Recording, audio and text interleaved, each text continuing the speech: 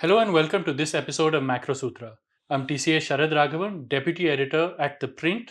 And today, of course, we're going to be discussing the upcoming elections in Maharashtra and Jharkhand, and in particular, all of the poll promises that have been made by various parties in both the states, and importantly, whether these states can afford them, because that's crucial.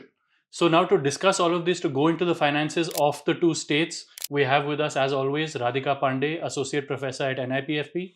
Thank you so much, Radhika, for joining us. Thank you, Sharad. So, now, Radhika, let's go state by state. Let's start with Maharashtra first. So, what does the revenue and the debt position of Maharashtra look like? Because that's a key factor, right, when it comes to whether they can afford poll promises or not. Right. So when we talk about Maharashtra's revenue position, it's quite okay and it's quite encouraging because if you look at the composition of Maharashtra's revenue, uh, it almost 69% of the revenue receipts are comprised of by their own tax revenues. Okay. So they do have the flexibility to increase their taxes to fund the poll promises because they are not too much dependent on transfers from the central government or on the proceeds of taxes from the central government devolution pool of taxes. But doesn't it also mean that then they might not have room to increase taxes if they're already getting nearly 70% from their own taxes? How will they increase this further? No, so 70% of their revenue receipts is comprised of by their own Own tax tax, revenue. right? So that means that they are not too much dependent on transfers from the central government. Yeah, And also the second important element is if we look at their, the trend of taxes, hmm, it has been increasing. So I there, see. that's the second important point that their particularly their state GST has been doing well. So they do have the flexibility, they do have the fiscal space to fund some poll promises if they want, if purely from the perspective of revenue position if we look like, Right. because that is how the composition looks like, and we can talk about Jharkhand later. But if we look at Maharashtra, that is one encouraging point that they do have the space. And the other important point is that their debt as a percentage of GSDP is one of the lowest across all the states. So that is another I see. important point because their debt to GSDP ratio is around 17 to 18% of GSDP, which is one of the Which lowest. is quite comfortable. Yes, which is Yes. quite comfortable, and it's expected to remain around this level over the next 2 years also, because alongside the state government budget, they come up with what's called the medium-term fiscal plan. Right. And if we look at their plan, it's expected to be their liabilities as a share of GSDP is expected to be around 18%, 18.4% to be precise. So it's comfortable again as far as the leverage ratio is concerned. And that comfort is given by the fact that their GSDP is large. It's not that the debt number as such is small, but as a share of GSDP, it's quite comfortable as compared to state like, say, Punjab, where we have seen earlier that debt to GSDP ratio is problematic because it's above 35% or even touching 40%. So as far as the revenue position and the debt position is concerned, Maharashtra seems quite comfortable. So this would then suggest that the deficits are also under control for Maharashtra, or is it that they're also spending a lot of money? Yeah, so that's the crucial point. Now, if we come to talk about fiscal deficit and revenue deficit. So, for the current year, they have budgeted 2.6% of GSDP as the fiscal deficit. And if we compare it with last year's fiscal deficit came at 2.8%, even though the budgeted was 2.5%. So, they Hmm. exceeded from their budgeted target by 0.3% of GSDP. Target was 2.5, they came at 2.8, and this year they have budgeted 2.6% of GSDP, which is comfortable as far as the finance commission recommendations and their own FRBM mandate is concerned, because we know that Right. fiscal deficit has to be lower than 3%. So to that, as far as that metric is concerned, they are doing well. But the problem lies in their revenue deficit, because we have seen that finance commissions have recommended that states should move to a revenue surplus, and Yeah. particularly for a state like Maharashtra, which has a greater proportion of own tax revenue, they should be moving to a revenue surplus But this is not happening. situation. But it's not the case. So it is as far as their budget numbers are concerned, they are projecting 0.5% of GSTP as their revenue deficit. So it's not a revenue surplus state, but it is a revenue deficit state. But more importantly is the fact that, after 9 to 10 days after the budget announcement, the state government tabled supplementary demand for almost 95,000 crore. Additional, over and above Additional, the over budget. and above the budget, yes. So that's supplementary. So the budget was announced on 28th of June, and on 9th of July, they tabled the supplementary demand for expenses, and which is quite a big amount. It's almost 95,000 crore. That would throw all the budget maths out of whack. Absolutely. So that's what is happening. And, we did this calculation that if we include that 95,000 crore, we don't know exactly how much is going towards revenue and capital. But if we do a rough calculation based on the numbers that are coming out from CAG, because CAG comes up with these monthly reports on the status of state finances, there we see that, already if we assume that the entire 95,000 crore is spent, the revenue deficit is going to shoot up from 0.5% of GSTP to 2.3% of GSTP. I see. Similarly, fiscal deficit is going to rise from 2.6% to almost 4.8% of GSTP. So, all these numbers have to be reconsidered and they have to be recalibrated, taking into account the supplementary demand for grants, which is 95,000 crore. So, one is the analysis which is based on the budget, but if we include the 95,000 crore, we do see that the deficits do rise. But again, as I said, they do have fiscal space because of the composition of their revenue and the fact that as of now, their outstanding debt liabilities is not very high. But Right. if they go on spending like this, what's going to happen is that the casualty is going to be the capital spending, Of course. and which is what we've already seen in this year's budget as well, that they haven't budgeted any increase in capital spending. And we've seen it in other states as well, say Karnataka as well, where Yes, capex has actually shrunk, shrunk, the yeah. revenue expenditure has increased. Absolutely. So capex has been kept stable as compared to similar to the revised estimate of last year, and as a consequence, capex as a share of total expenditure has actually shrunk from last year to this year. So that's the entire dynamics of the deficit and debt is concerned. And in the expenditure itself, do we, the committed part of Correct. it, Yeah. which they can't actually reduce with Right. salaries, pensions, interest payments, Right. is that burden increasing? Yeah, that burden is also increasing. And again, in this year, they have budgeted a 16% increase in committed expenditure Right. over the revised estimates of last year. And again, the increase is seen to be in pension is one of the main component where they are seeing an increase of almost 20%.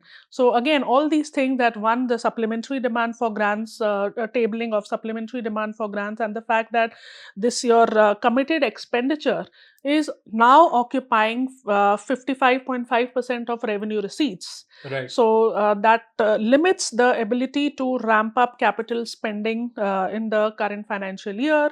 And it also, to some extent, limits the ability of the state to spend on the spate of electoral promises that they have made. Notably, one is that they are going to provide rupees 1,500 to eligible women of the state.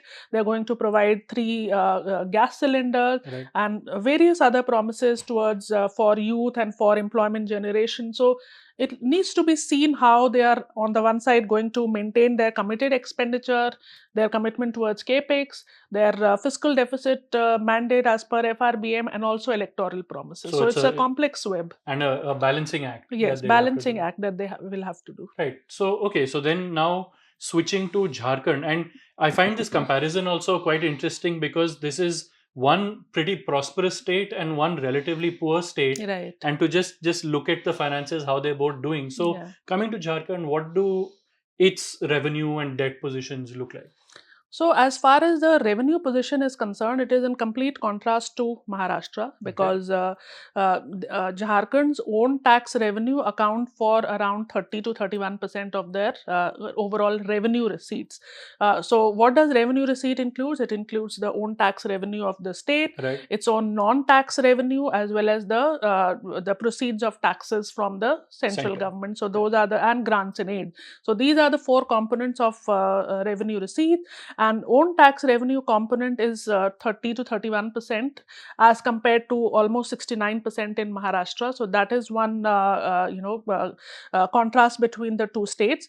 But the other important thing is that they have made quite optimistic assumptions about their revenue growth this year, which may not be true because they are assuming almost double digit growth in their the own tax revenue, in their revenue receipts, and most importantly in their non-tax revenue. And are these projections in any way justified? As in, have they been seeing this kind of growth No, so earlier? they haven't. So Right. last year they did not see this kind of growth, but so that's the problem. So because they are assuming quite optimistic assumptions as far as their revenue receipts are concerned, correspondingly they are budgeting a revenue surplus. I see. Yeah, so they are budgeting a revenue surplus of 4% of GSTP. So, Oh. Jharkhand has been one state which has had a revenue surplus from 2016-17. Leaving aside the COVID year, Jharkhand has been experiencing revenue surplus that is there. But 4% is quite an optimistic number, which is mainly coming from the fact that they have made quite optimistic assumptions as far as the growth of taxes are concerned. So that is the point about, even last year they had revenue surplus, but whatever they had budgeted, it was lower than what actually Right. was. And the thing also is that if they are so reliant on central transfers themselves, they're done in a way that they taper off Correct. Yeah. as the years progress. During the Absolutely. finance commission's Yes. period, it tapers. So Yeah. that means even that is going to taper off for Jharkhand as well. Yeah, and same is the case for the other grants which are coming from the centrally sponsored schemes. Right. Because when you talk about centrally sponsored scheme, there are certain criteria to be met, and if those criteria are not met, the transfers are not made. So there could be a deviation from what the budgeted numbers are and what are the actual numbers. But notably, one important point about Jharkhand is that their non-tax revenues are expected to increase. They have themselves budgeted 20%, and that's coming from the Supreme Court latest judgment on mineral land that Right. allows states like Jharkhand, Odisha to start imposing taxes on mineral bearing land, and that too retroactively from 2005. So that gives some boost, that is going to give some boost to their non-tax revenue, and therefore now non-tax revenue is almost 17% of their revenue receipts, as compared to Maharashtra, where non-tax revenue is just 5%. Here, the non-tax Okay. revenue is going to occupy a pivotal position in the overall revenue base of the state, and they are expecting to garner revenues from the imposition of taxes on mineral-bearing land. So that is one encouraging part as far as the revenue position of the state is concerned. As far as debt is concerned, it is stable. It's not a very problematic state as far as the debt position is concerned. It's not as low as Maharashtra, but whatever is the outstanding debt to GSTP, it's maintained around that level. Okay. So then, for at least from the revenue and debt side, things are looking pretty decent. Yeah. What do the expenditure and the deficit numbers show? Yeah. So again, see, revenue position, it looks decent because of their over It's optimistic their assumptions. optimism, Yeah. So yes. that is a problem because they are assuming 16% growth in their own tax revenue, 19% growth in the revenue receipts. So there is a problem there. Those assumptions uh, are optimistic, and the achievement of those assumptions will allow whether they will be able to spend on the promises that they have made. Right. And they have also made such promises like increasing the ration from 5 kg to 7 kg monthly ration. They are also going to provide subsidized gas cylinders. They're also going to provide monthly transfer to the women head of the family of around 2500 rupees. So they are also making the current ruling state government has made quite a lot of promises, increase in the MSP of crops and so on. So it all hinges upon their revenue position, and the revenue assumptions look optimistic. deficit. So that is one part.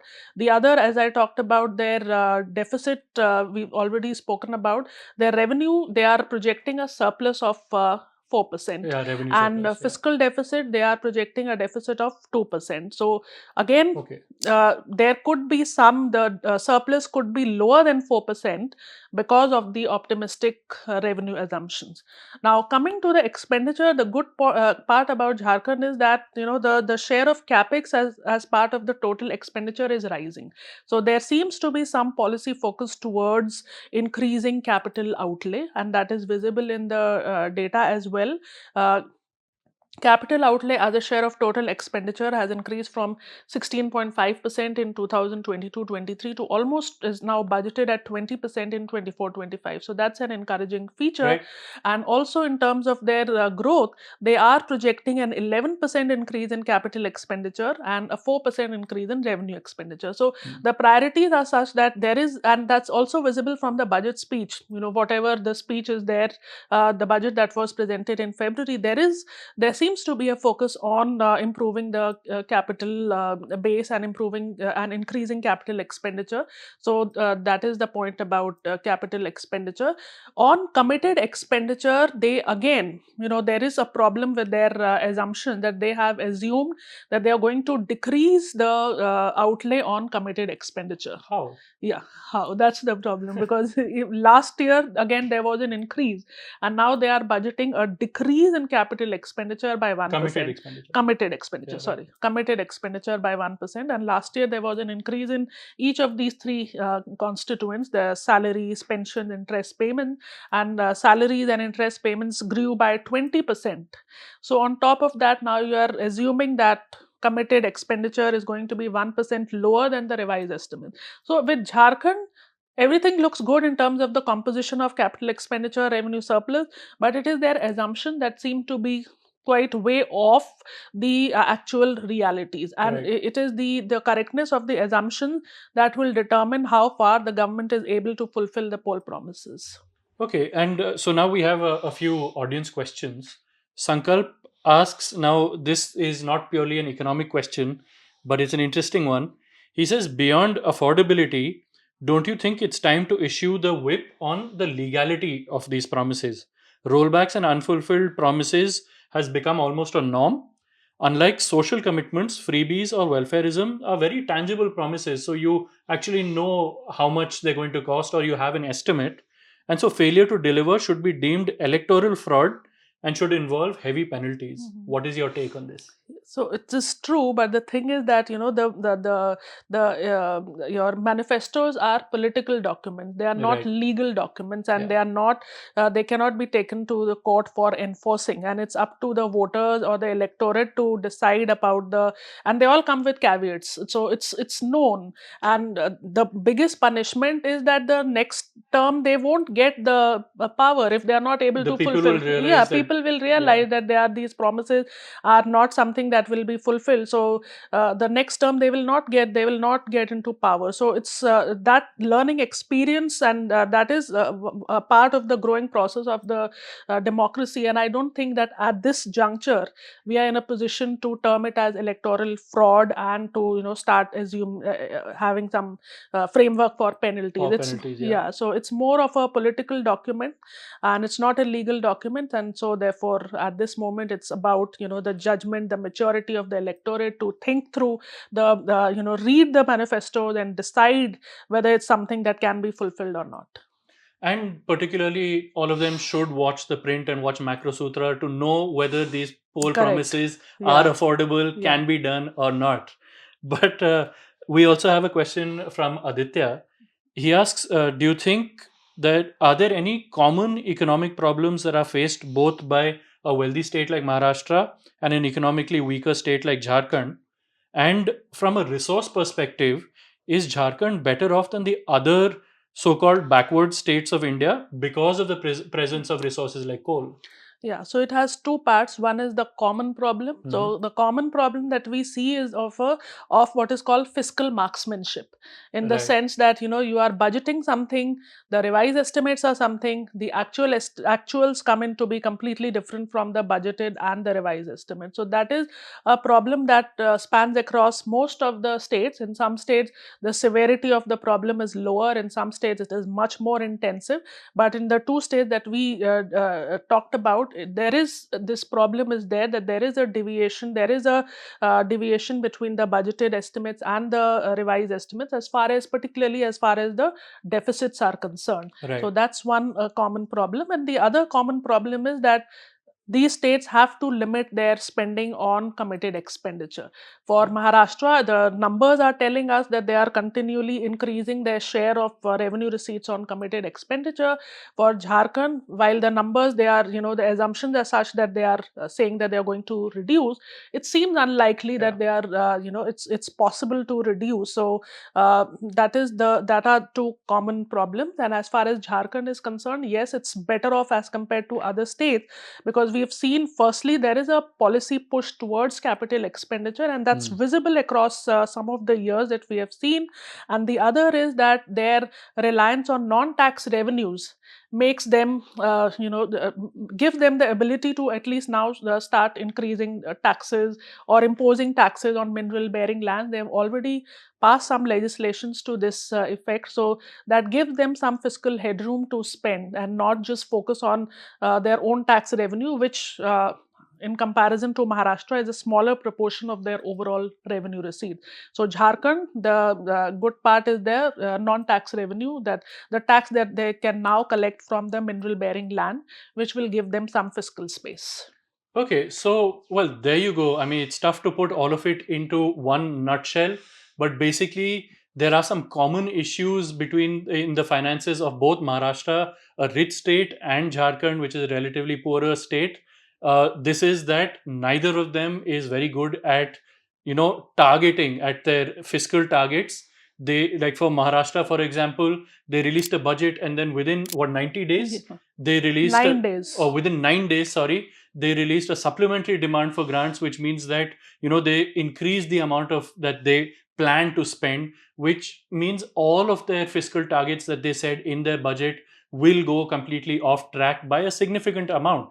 And on Jharkhand side, they've made a lot of assumptions on their revenue side, on their committed expenditure side, that don't seem particularly realistic looking at the historical track record. So that's one area that they have in common. Where they differ are in things like capital expenditure, where Jharkhand has been increasing its capital expenditure, Maharashtra has not. That's because the committed expenditure for Maharashtra has been increasing year after year, which is a problem. For Jharkhand, they say that their committed expenditure is going to fall, but we don't really see how that can happen, how you can reduce your interest payments, your payments on salaries and on pensions. But we'll have to see how they figure that out. But overall, it seems that the poll promises do seem a little extravagant given the fiscal state of both these states. But if they do their balancing act properly, they can possibly spend on these promises. But on that note, that's all from us. Thank you so much for watching.